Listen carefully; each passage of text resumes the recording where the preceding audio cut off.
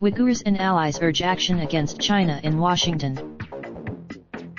Zainab Ablajan said she hasn't been able to speak to her husband, Yakin Rozi, in over 2 years.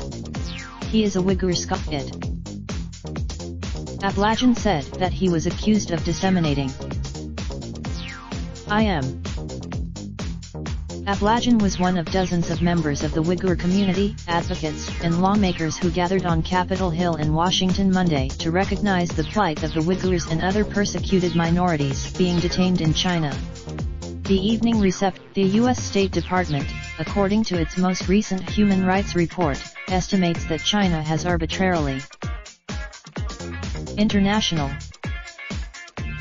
The Chinese government claims that the camps are vocational. Rushan Abbas, a Uyghur-American activist and founder of Campaign for Uyghurs, said that even living in the U.S. has not protected her from being a target. Days after she accused the Chinese government of targeting the Uyghurs' right. Everything. Members of the Trump administration and many lawmakers on both sides of the aisle have been outspoken about the crimes being committed against the Uyghurs. However, many at Monday's event called for more to be done. Where? She told CNN she believed that the U.S. should consider sanctions. Legislation introduced by Marco Rubio R. Florida and Bob Menendez DNJ in the Senate and by Representatives Chris Smith R.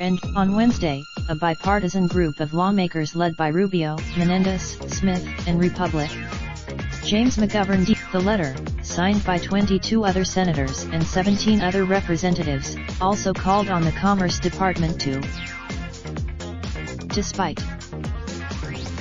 At Monday's event, there were also calls for President Donald Trump to speak out against the abuses in conversations with Chinese President Xi Jinping and other Chinese officials. Trump will meet with the